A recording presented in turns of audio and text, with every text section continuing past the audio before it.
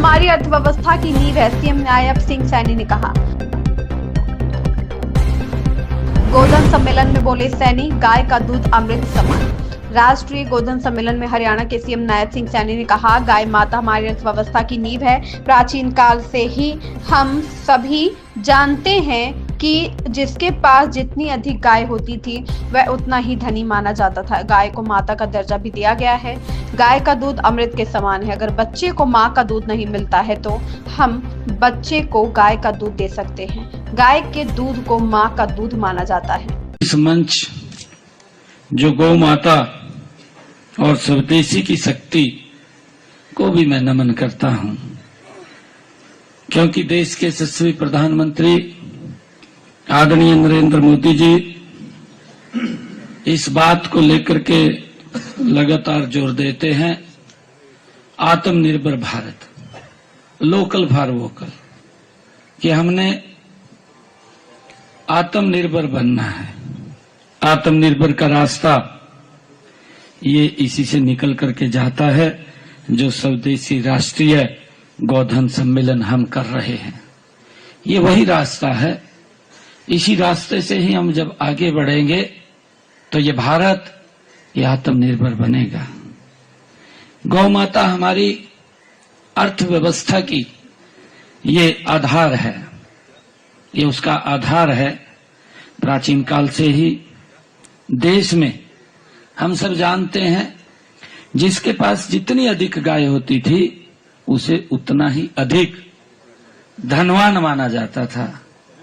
ये प्राचीन समय की बात है। गाय को अत्यधिक और दिव्य गुणों का स्वामी भी कहा जाता है। पुरानी कथाओं के अनुसार गाय के अंदर देवी देवता निवास करते हैं। हम सब उस बात को मानते भी हैं और इसको ये लेकर के रिसर्च भी हुए हैं कि अगर किसी व्यक्ति को बीपी रहता है, अगर गौ माता के शरीर के ऊपर मात्र हाथ फेरने से उसका बीपी भी ठीक हो जाता है। ये ऐसा हमारे रिसर्चर्स ने ये कहा है।